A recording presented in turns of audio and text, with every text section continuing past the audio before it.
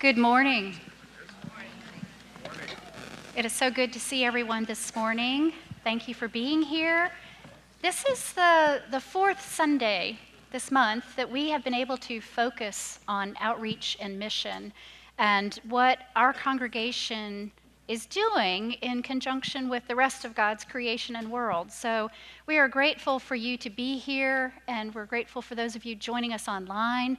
Today, we have a special conversation. We have been having a conversation for the last about 3.5 years, I think, probably more, on God's beloved community, becoming beloved community, because I'm not sure if we ever actually reach it on this side of things. When we get to the other side of things, the kingdom of God is absolutely the beloved community. And we keep practicing it here, trying to get better and better at it. And our conversation today is about that very thing, God's beloved community and the practice of becoming it. And we practice until we come a little bit closer each time. So thank you for joining this conversation today. I'm going to invite everybody to introduce themselves a little bit, but on the people you're looking at and some people who are here, we have been forming community over the last 3.5, 4 years. And I'm Joan Killian, one of the clergy here at Christ Church. And about 3.5 years ago, I felt called to start pulling together God's beloved community and see what would come of it. And so this we've been working on it. It's actually a program of the National Episcopal Church, and you can go to the National Church website, episcopalchurch.org/beloved community. I think it's beloved-community, and find out more. What you're looking at up above on the screen is a labyrinth, as most of you know, and this is the particular one that is the image and the likeness, if you will, of God and the beloved community. And you'll notice it has 4 quadrants to it, going clockwise, telling the truth, proclaiming the dream, I can't see over the curtain, sorry, practicing the way, and repairing the breach. And that is what we are engaged in all the time as the body of Christ, whether we know it or not. But this is a very intentional community that we are trying to nurture all of these things and be very specific about participating in the coming of Christ, the kingdom that is the beloved community. So I invite you to introduce yourselves today, and just however you would like to do that in regards to our conversation, our ongoing conversation about beloved community. Am I turned on? No.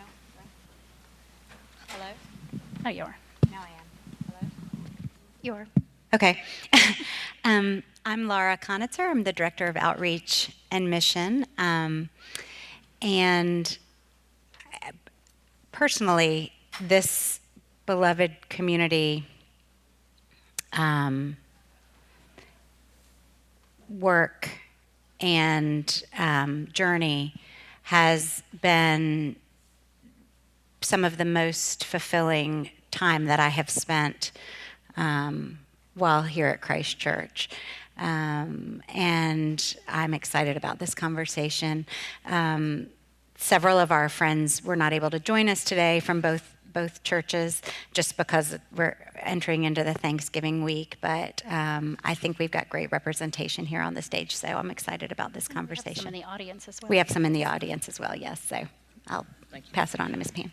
Good morning. I'm Pam Hunter, and I'm from St. Michael and All Angels Episcopal Church, which was founded in 1887. It is the only historical African-American Episcopal church in Charlotte. I, along with several other members of our church, have really enjoyed participating in the beloved community, and I will say that it has almost become sort of like a team building experience. We've come to know each other from a spiritual level as well as a personal level, and we enjoy getting back together for all occasions, and it has been a very positive experience that I would invite everyone to participate in. Very fulfilling. Thank you. Thanks, Pam. I'm Gilbert Brown, and got involved in this effort, really as a call from Joan, serve on the Outreach Commission, and she had asked for volunteers to help facilitate, I guess back in 2022, our first Lenten, was it Lenten or Mm-hmm. it was Lenten Yeah. program, and but before that, I served on a board with a woman named Lynn Givens, who is a member of St. Michael.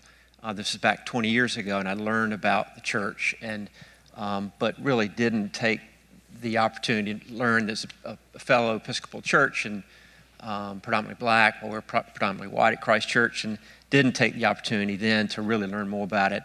And then when this came up, I thought, boy, this is just a great chance to dive in. And so for me, it's been just a wonderful, enlightening opportunity to develop some great friendships and bonds. And so it's been very, very meaningful for me, and I look forward to the future. Mark Landers. I currently have the pleasure and very blessed to be able to serve as chair of Outreach and Mission Commission. And I've gotten to know everyone here, obviously, very well. But I would say my time with helping sort of build out Beloved Community has been incredibly impactful, not only personally, but as a parishioner in Christ Church, and getting to know this community and seeing it extended out into the broader community of Charlotte. So, Thank you. Welcome. And we have some other Beloved Community folks, people who have been participating over time, gathered with us. If you don't mind just standing up for a second, and thank you so much for being our representatives of Beloved Community. I think Beloved Community, I know that Martin Luther King Jr. spoke of Beloved Community, and our now just former presiding bishop, Michael Curry, who was the bishop of this diocese, talks about Beloved Community a lot, what it is, and it's a foretaste of the heavenly banquet. It's when we are all gathered together at the same table with everyone else, and there's love, and there's laughter, and there is joy beyond all measure, as we sing in some hymn or another. And I think that's the image that we're aspiring to as we do this work. But here, in this time and this life, we know that we're broken. And we have been broken since we left the Garden of Eden. But this is an effort to try to repair the breach, as one of the quadrants up there says, to begin to build back, to heal, and to actually recognize the image of God in one another, regardless of who we are or where we are. And so these conversations are really important, and it's not just the conversations, it's the action, the love that comes out of them. The National Church created, St. Michael Curry just finished his tenure as presiding bishop, but during his time as presiding bishop, he really established this at the National Church level, and the labyrinth image that you see, becoming Beloved Community, to get us to start having conversations, to getting together to do things together, and to hear what each other has to say. Because some of us have not had as full a voice as others have had. So this Beloved Community is about being present to one another and truly listening and speaking the truth and being able to live into that and to find reconciliation and grow from there. So that's kind of the work that we've been engaged in our group, and it is open to everyone. So we encourage you we're going to be doing Beloved Community for Advent, so we encourage you to come and be a part of our conversations during Advent. So I'm glad all of you are here today. You might be able to refresh I put down 2022 with a question mark as the time that we got started. We were still, if you can cast your minds back that far, we were still pretty heavily into COVID and in the need of connection because we had been separated for so long in our own homes and wearing masks and all of that, and we needed some connection. And so Lent of 2022 seemed like an ideal time to begin to build some bridges and to have these conversations. And that's when we got started. We actually invited all the other Episcopal churches in the Charlotte Convocation, and we invited several traditionally, historically Black congregations to join us as well. And so we had a fairly diverse representation from churches in our conversation for Lent that year. And the National Church developed a curriculum, a conversation guideline, if you will, to use, and not surprisingly perhaps, it goes along with the liturgical years of A, B, and C. It matches the lessons that we are hearing in church during that time. And that's how we began, was our conversation using that curriculum and walking the labyrinth. We have a big canvas labyrinth, some of you have probably done, and we put it out during Wednesday of Holy Week that year and began to walk exactly what you're seeing in this image. So for y'all, how did it feel to begin this conversation? What drew you, other than perhaps being directly invited?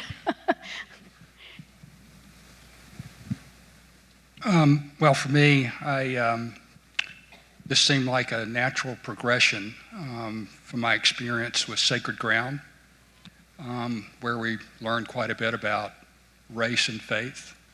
And Beloved Community felt like the opportunity where I could sort of take that out of the classroom, so to speak, and into the community. So that was really what drew me, and wanting to explore that a bit more.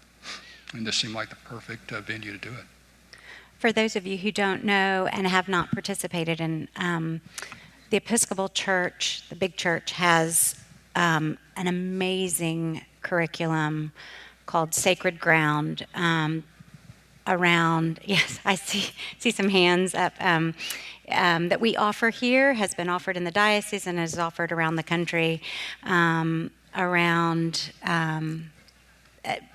reconciling and exploring, as Mark said, our faith, stories not told, histories not told, and just understanding truths that have long been Like a bigger picture. like of truth. a bigger picture of truth, yes, where race and faith come together, especially where our Episcopal tradition, as part of our Episcopal tradition, and it's a wonderful course.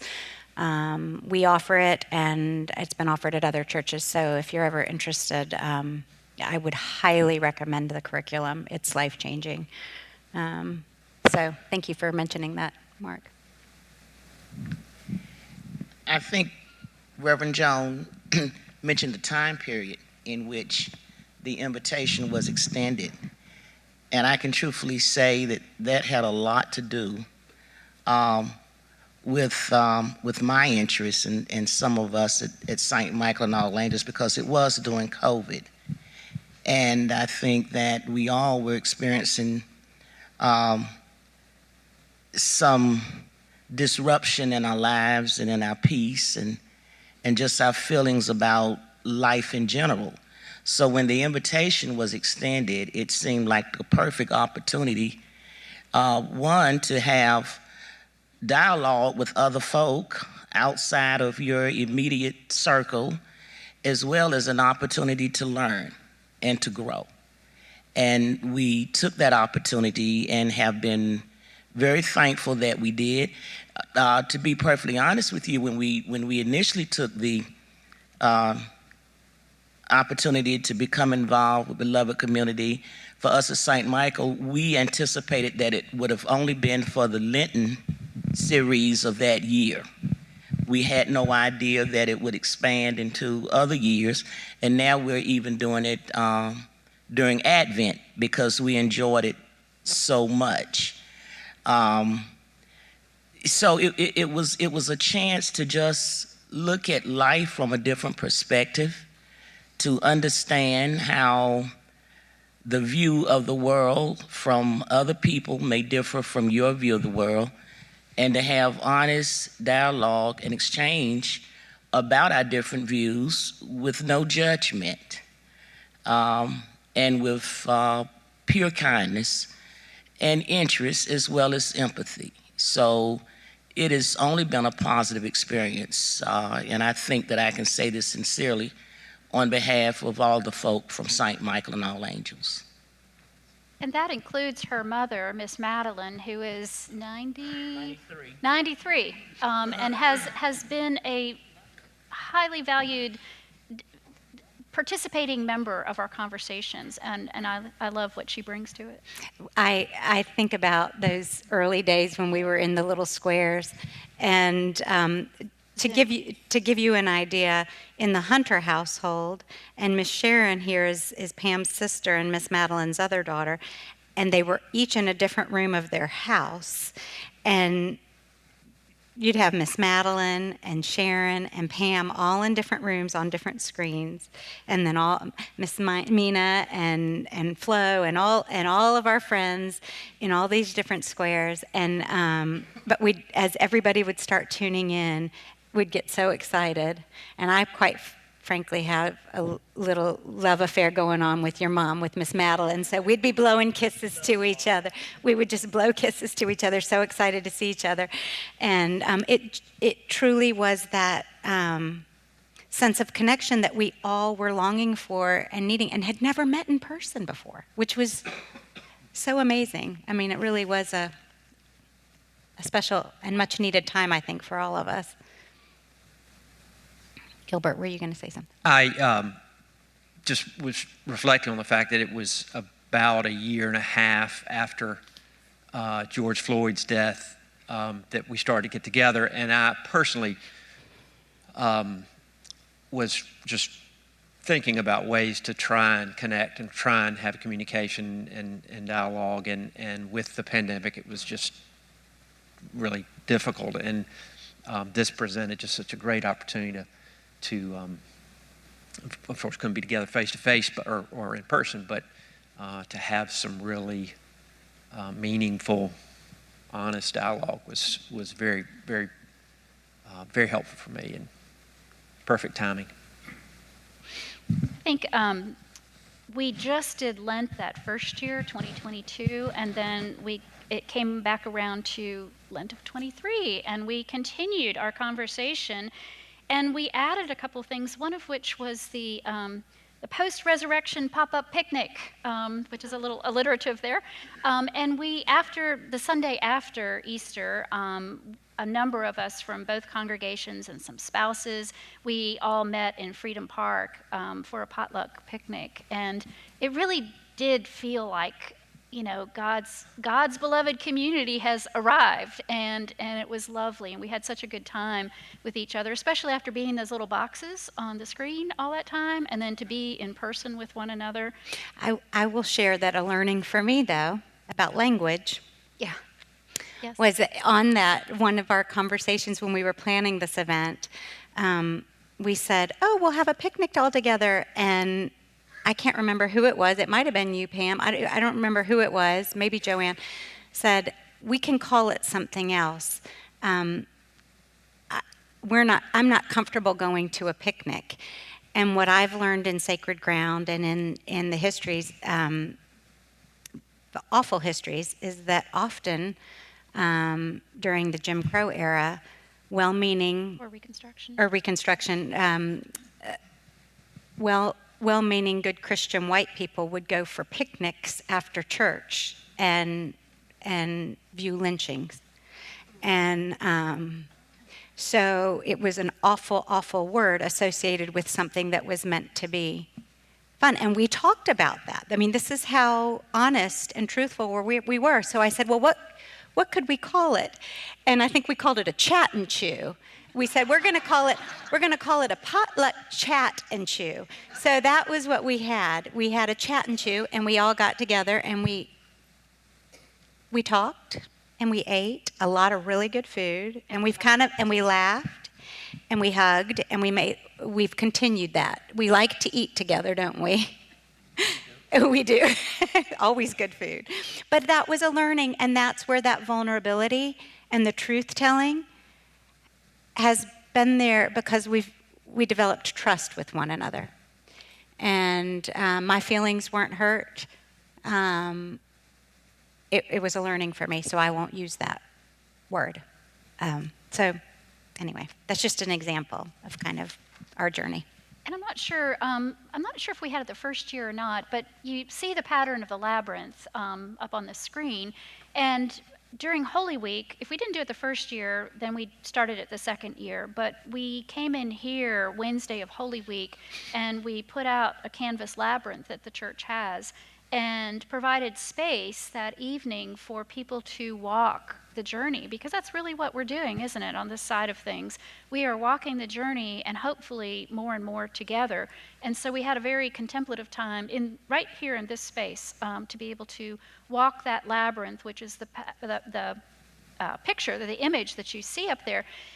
And a labyrinth, it's really interesting. It has three parts to it, really. There's only one path into the center, and then there's the center, and then the one path back out. It's not meant to be confusing. It doesn't have dead ends and things like that. It's just one path.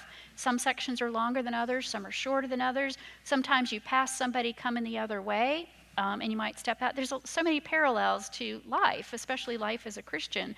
But that's what we did here in this space, and I think that was as powerful as many of the conversations that we had, was just to be with one another and to walk the walk, as they say. So we added that. Gilbert or Mark, do you want to add anything about our beginnings, or?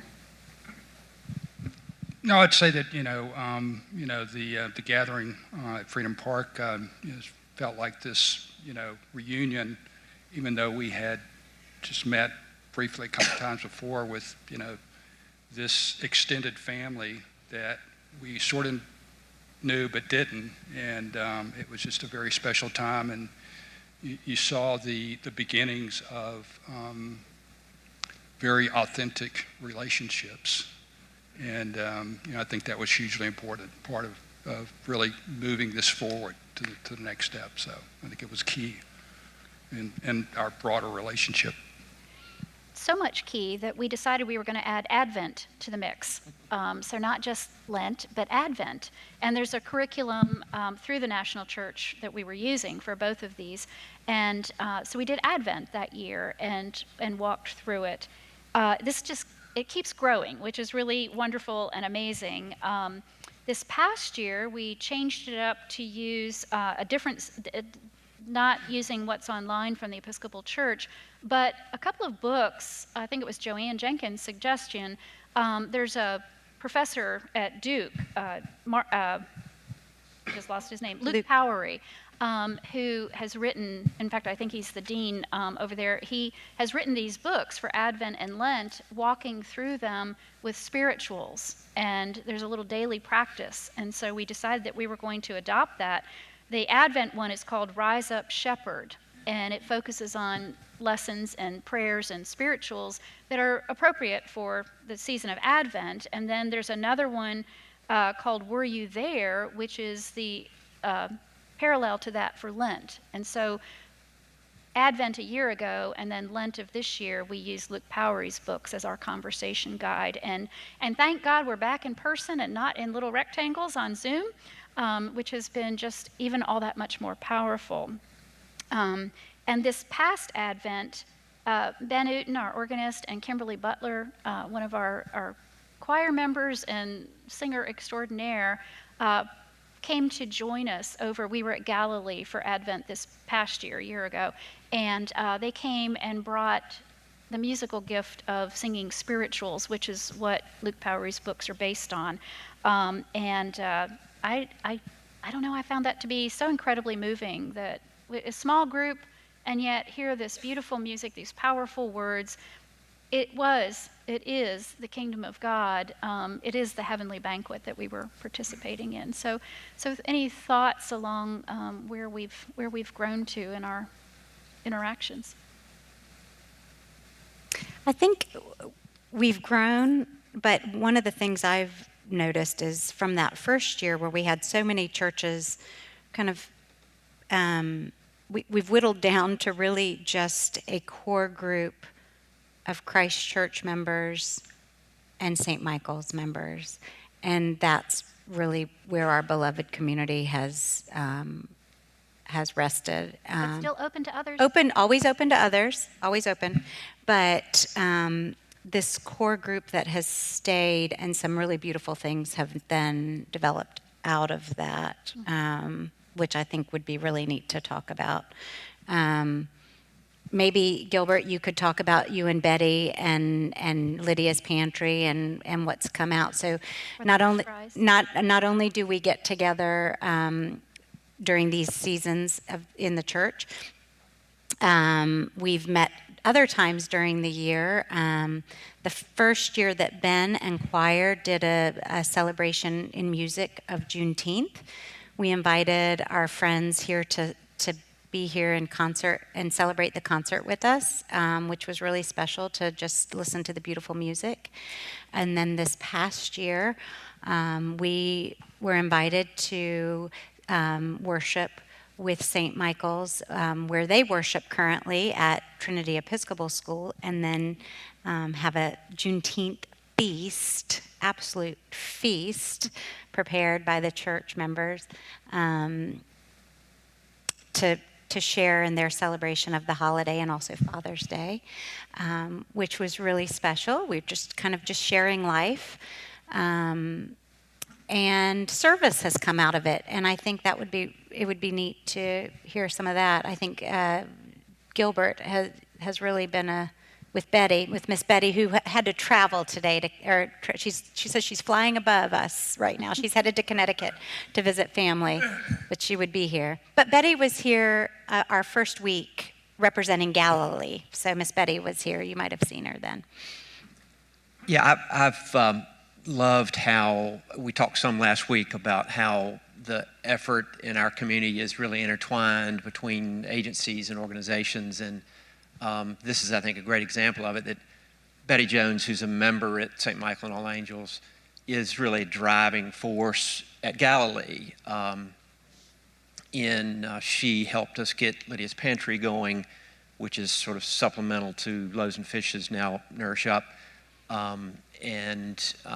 So I got involved in helping Betty with that, and the fact that with Emily Parker there at our deacon at Galilee, and with St. Michael and All Angels and Betty, and our involvement has just been a great combined effort. And gosh, my relationship with Betty has just grown and grown, and we're great friends, and that's just a friendship I wouldn't have had otherwise. And she's introduced me to others, and the other aspect that goes on over there that Mark and I have had some involvement with is the community behind Galilee St. Andrew's Homes, which is assisted living, or not assisted living, but supported living, primarily elderly folks who were just a wonderful group of people, who Betty knows all of them. She knows their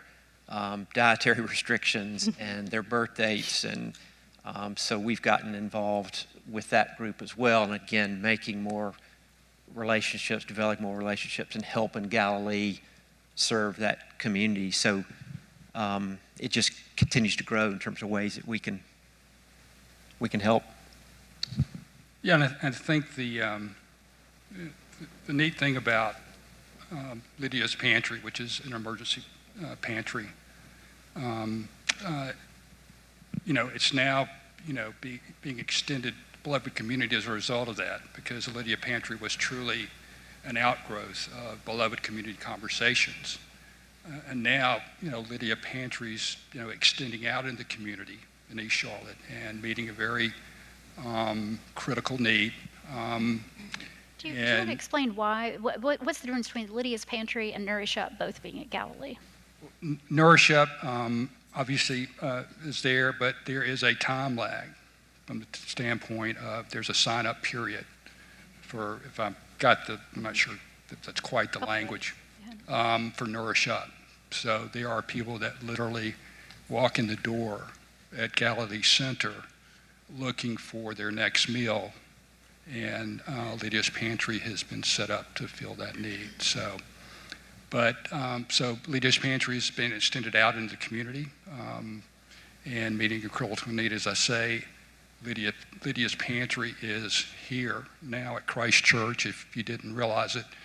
The food collection, the food drive that we have going on right now here at Christ Church is going to be split between Lydia's Pantry and Nourish Up. So I just think that's, it's a perfect example of what can happen, when we are truly beloved community and spending time together. And so, my thoughts. Yet, Nourish Up is really only open at Galilee on Tuesdays and Thursdays, and so if someone shows up they have to, and it's not on Tuesday, Thursday, they have to, someone, predominantly the volunteers there, Betty and others, will sign them up to be to get assistance from Nourish Up, but that might not happen for several days before they can get any food, and so Lydia's Pantry is right there to help them on the spot to have food, and otherwise those folks just don't have any food. So it's a wonderful supplement that's been crucial. Deb, did you want to say something? I work Thursdays on the front desk at Galilee. On Thursday, there were 0 openings in any food pantry in Charlotte. 0, none, and none for the next 2 weeks. That tells you how critical it is that people came in from Lincoln to get food, because it was because Lydia's Pantry was the only place open that day in all of Charlotte. There were no openings. There are no openings this week and no openings next week for people at regular food pantries. That's how critical it is. You might have noticed the bins that are on either side of this room, and that's for stocking these pantries, Lydia's and Nourish Up, and that's the critical need. Their numbers have done nothing but grow, get bigger and bigger because of the need in this community. And so we've been having these bins here this month. It's never too late, let me tell you, to drop off food. It's never the wrong time to donate food, non-perishables that can go into Lydia's Pantry and Nourish Up. But it's a critical need in our community and far beyond. So thank you, Deb, for drawing attention to that. And again, just out of the love of this group came this ministry, and we're just so grateful for that. I also would like to just mention, on a side note, Gilbert and Mark can fry some fish, because we've had a couple of fish fries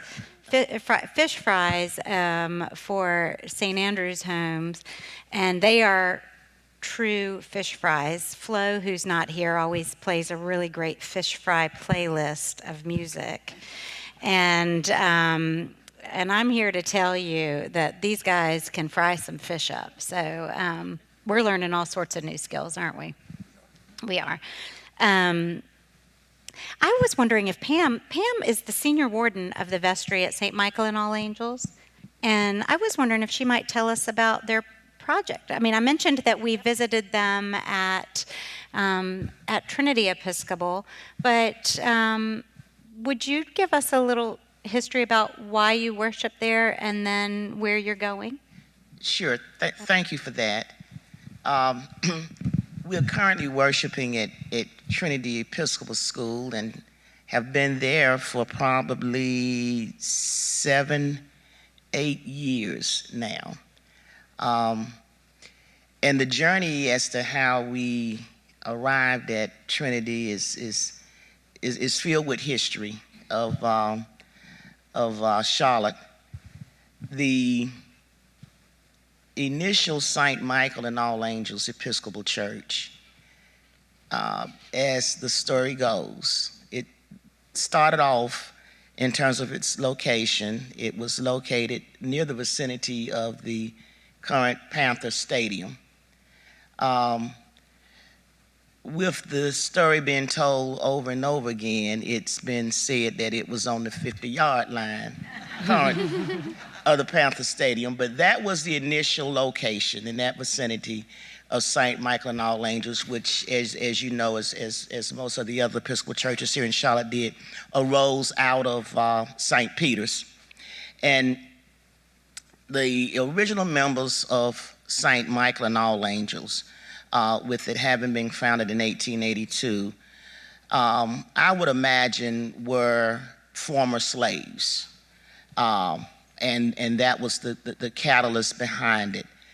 Several years after St. Michael and All Angels was formed, some of you may recall that have been in Charlotte for years or have read the history of Charlotte. There was an African American hospital that was formed from people from St. Peter's, and that was the Good Samaritan Hospital. When you read the news counts of the land of the cornerstone of the Good Samaritan Hospital, you will find that people gathered at St. Michael and All Angels and proceeded to the vicinity of where Good Sam Hospital was formed.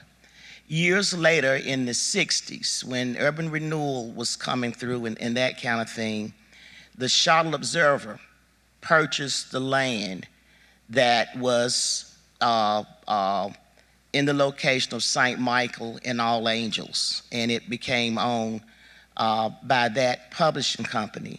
The money from the purchase of St. Michael and All Angels, of course, was deposited with the Diocese of North Carolina. And there it stayed, I imagine, for years. There was no plan B after the sale of St. Michael and All Angels. There was no place for the church to go. It was initially thought that it made sense for the congregation of St. Michael and All Angels to become part of Christ the King Center, which was located in North Charlotte.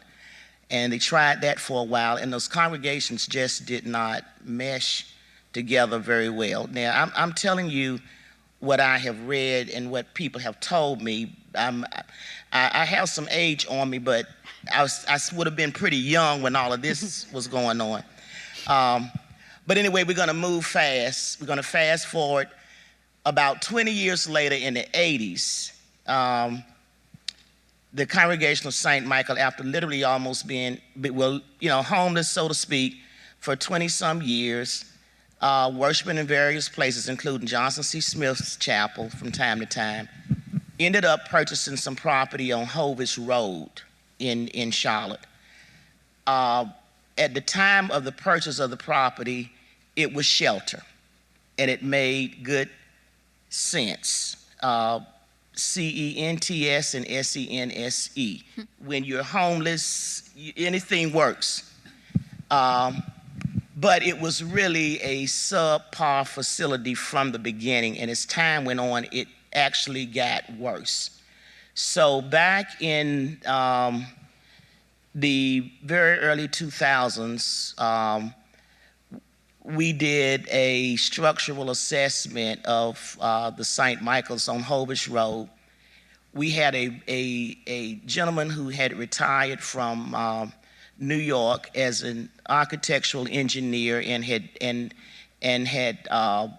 built some churches up in the New York area with the Diocese of New York. And he had retired and had become a member of St. Michael and All Angels. And he had other folk to come in. They did the assessment, and they realized that it would have been better to tear the church down and rebuild rather than to try to just remodel or whatever we could do. Thing is that in Charlotte, in order to build a church, I believe that at that point in time, you needed to have at least 2 or 3 acres of land based upon the ordinances that had been passed through the years. And the church was located on less than an acre. Now, we could have made the argument of trying to get grandfathered in, but that would have taken time and effort. And when you really think about building a new structure for the future, it really would not have made good sense. And so we began our journey 17 years ago to build a new St. Michael and All Angels. We currently have property which is thankfully bought and paid for and held in trust by the Episcopal Diocese on the corner of David Cox Road, Old Sugar Creek Road, and West Sugar Creek Road. It consists of almost 7 acres of land. So we are at the point that we are hoping and praying with God's help, and the diocese, after 17-year conversation, is working with us, along with other churches in the Charlotte Convention, and we are hoping that we are at the point now that we are passing through all of the building permit parts of the city of Charlotte, Mecklenburg County, and the approval of plans that one has to go through. And we are hoping that by the spring or early summer, we should be in a position to really start looking to build our new church. But we're thankful, being over at Trinity has been a great experience. It is useful for us, and we are thankful for that. We are able to turn it's an auditorium such as this, and we turn it into a sanctuary for our services, and then when services are over, if we're gonna have a reception or whatever, it becomes a little reception hall. But one of the things that really kind of troubles me about the whole process is that we have young people who have known nothing but taking up books, the prayer book and the hymnal at the end of service and stacking them away because they've never known the experience of permanent pews, which is things that you don't really think about when you are in a state of lack of permanency in where your place of worship is. So in a way, St. Michael and All Angels, we can really empathize with what Mark and Gilbert and Betty are doing as it relates to the homeless and those without shelter, because we don't look at ourselves that way necessarily, but at the end of the day, I guess that would be our definition. But we're surviving, and we're thankful for what we do have, and we're looking forward to the future. And we understand that things are not done according to our plan. This was obviously God's plan for our congregation, and we're just thankful to be part of the journey. Well, we can't wait to celebrate with you in that beautiful new church home. Thank you. And one of your neighbors right across the street is another church that Yes. used to be in Uptown. Yes, it's golly, can anybody think in Sharon? I mean, can you think of what's the name of the Is church? it Grace? Is it Grace AME? Grace AME, yeah. And they used to actually be where are they on they used to be near where Middle C Jazz is now, in that somewhere up in that vicinity. That's where and they've located out in that area, and they have proven to be very good neighbors even before we are out there. They participated in our groundbreaking, which was about 2 or 3 years ago, but it did get the ball rolling, and you need these kind of things to build up morale too. Because but our congregation has remained intact, and we've stood together for this entire period of time, and we're just looking forward to the future. Do we want to hear from some of this? Let me hear from some of this.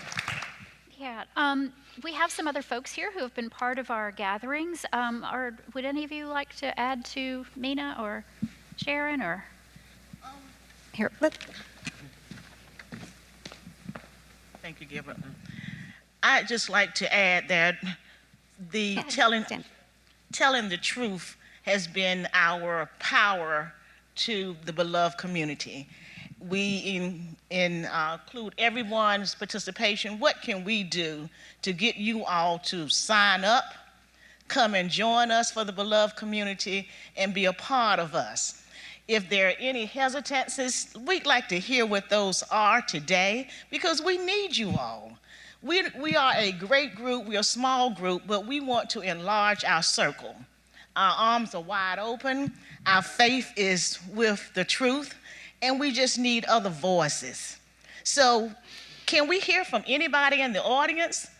Would you like to see happen in the group, and any hesitancies that you are thinking about to not be a part today? Is there anybody who just like to share? Is there anybody who say, I'm going to join, I'm going to be a part today? Yes, thank you. We have one. Yay, it's Can we Catherine. get 5 more? Yes, thank you. I remember you.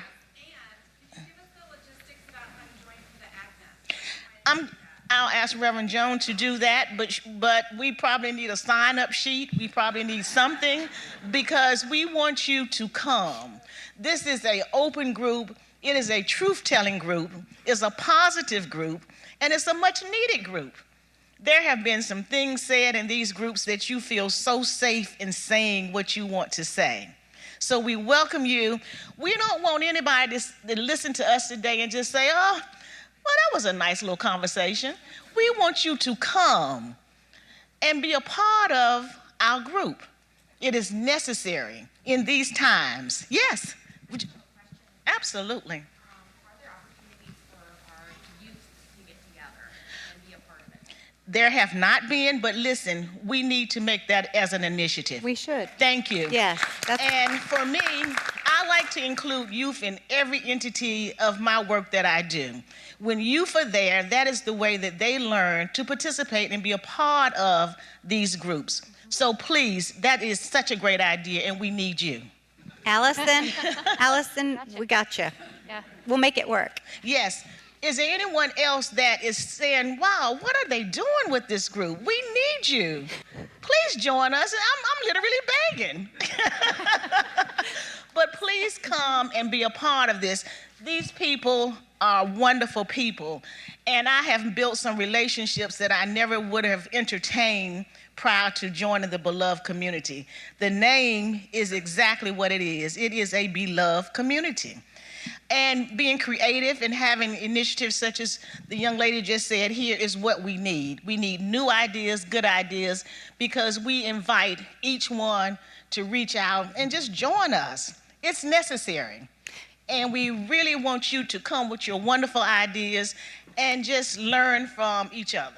And that's what we're doing, and creating more love circles. Thank you. Miss Sharon, I think Scott might want to say something. Yes.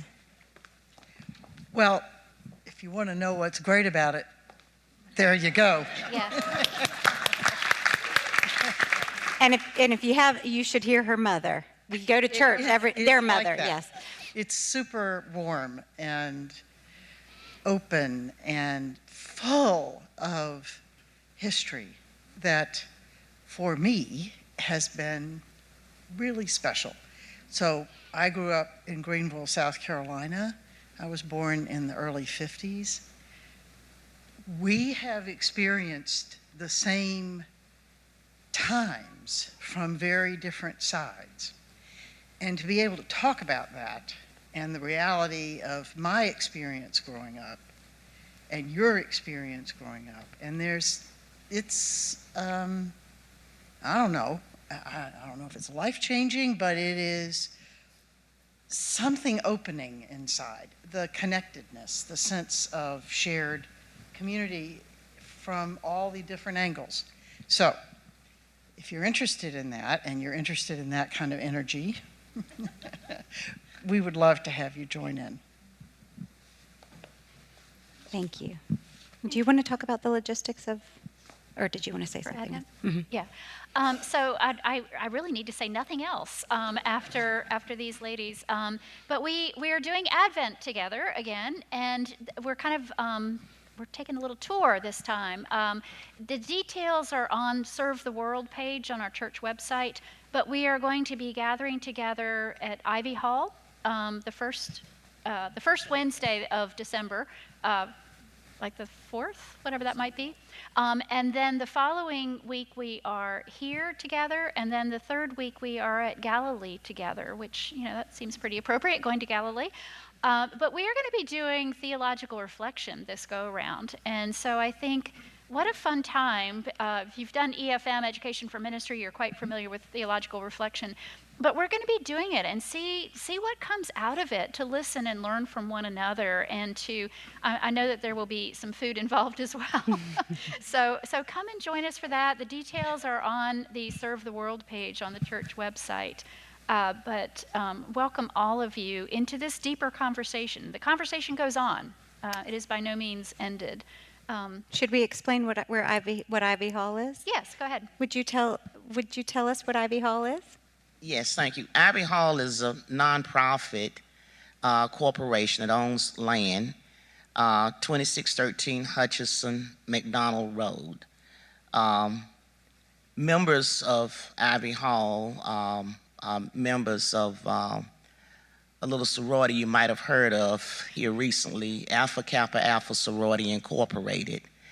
And it is a foundation. We do some of the same things that we expected to do in church. We serve the families of Charlotte, North Carolina. In fact, yesterday we gathered and we created entire Thanksgiving packages for the week for 10 families. What was the group that picked them? Habitat for Humanities was able to take these dinners. Well, we did not cook dinners, but the turkeys and the collards and all of that, sweet potatoes, to the families for them to have over the week of Thanksgiving. And we know that's not nearly enough, but every little bit helps. So we look forward to having you at Ivy Hall Foundation.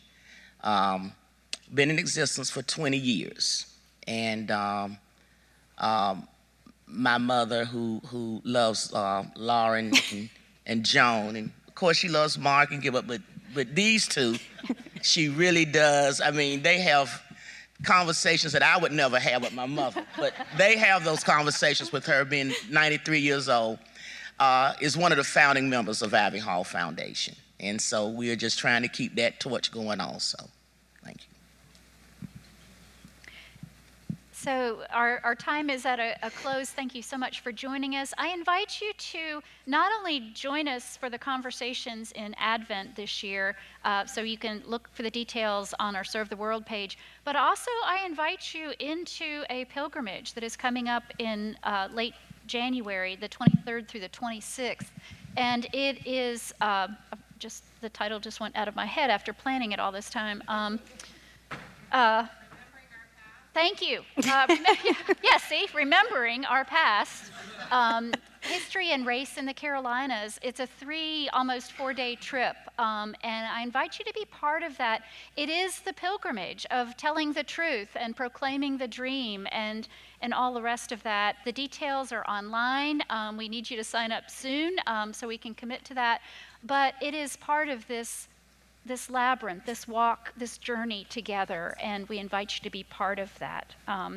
And invite you into the programs like Sacred Ground as well, to be able to draw from the resources that are in those programs, and that we all grow together into beloved community, and learn to love each other even more deeply. So let us close with prayer. The Lord be with you. And also with you. Holy and gracious God, you are indeed the God of community. You yourself are community, and you invite us to live and move and have our being in the midst of your community so that we are so deeply part of it as well. Be with us as we walk this road together, as we participate in this pilgrimage, and we grow not only closer to you, but closer to one another as our center. Help us to know where we are to be and with whom we are to walk this journey. Invite us ever deeper into your heart. In Jesus' name we pray. Amen. Amen. Thank you. Thank you, all of you. Should we get a picture? Can we get a picture, Laura?